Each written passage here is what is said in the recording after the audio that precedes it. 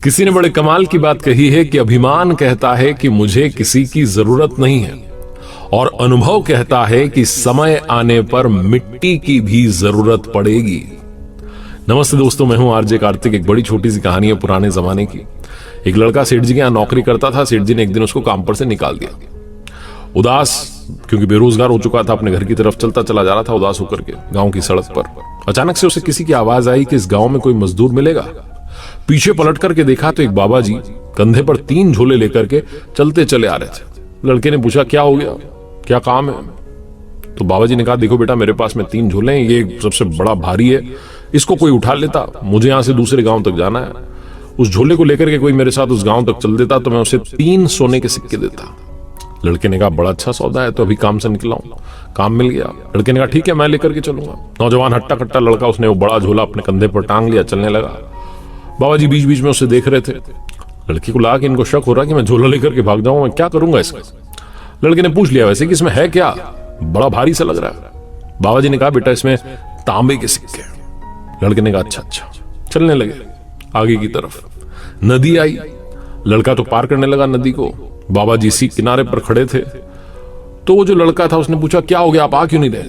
बाबा जी ने कहा, बेटा, मेरे पास में अभी भी 2 झोले हैं और अगर गलती से मेरा पांव फिसल गया, मेरा बैलेंस गड़बड़ हो गया, संतुलन बिगड़ गया, तो मैं नदी के बहाव में बह जाऊंगा, डूब जाऊंगा।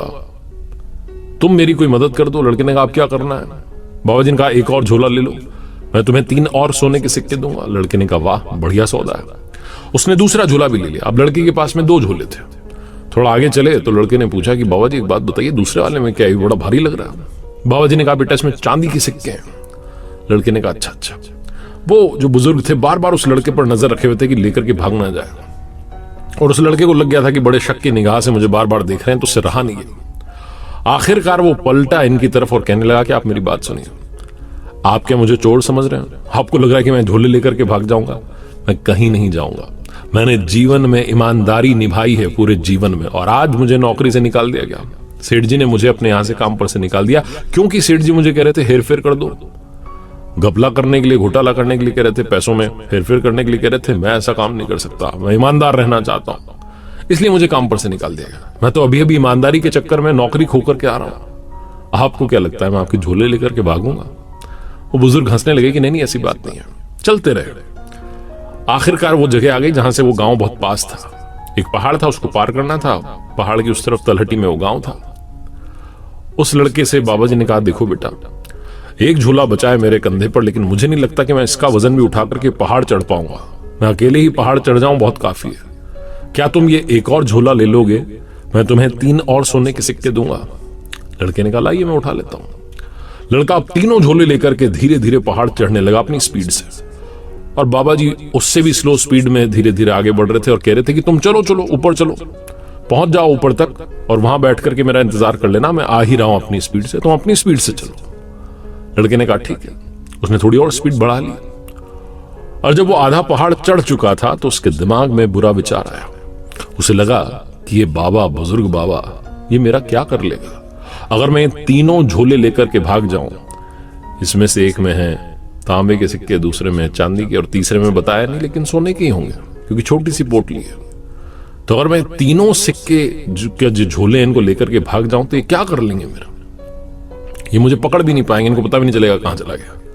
ये विचार लगातार चलने लगा, बुरा विचार, और लड़के से रहा नहीं गया। वो दौड़ने लगा, और दौड़ते दौड़ते इतना दौड़ा कि सीधा जाकर के अपने घर पर रुका। 3 झोले जाकर के उसने रखे, और उसको उम्मीद थी कि जो सबसे छोटा उसमें तो सोने के निकलेंगे सिक्के। उसने सबसे पहले बड़ा वाला झोला खोला, पत्थर ही पत्थर भरे हुए थे। दूसरा वाला खोला, उसमें पत्थर ही पत्थर थे, और तीसरे वाले में भी पत्थर थे। बस क्वांटिटी एक में सबसे ज्यादा, फिर कम, और सबसे कम। लड़के का दिमाग खराब हो गया कि ये बाबा क्यों झूठ बोल रहा था, क्या नाटक कर रहा था, अपनी कहानी बना रहा था। सबसे छोटा जो झोला था उसमें जब पत्थर हटाए तो एक पर्ची मिली, कागज मिला, जिस पर लिखा था कि बेटा, मैं इस राज्य का राजा हूं। मैं अपने लिए राजकुमार को तलाश रहा था। मैं नहीं संतान हूं, मेरे कोई संतान नहीं है।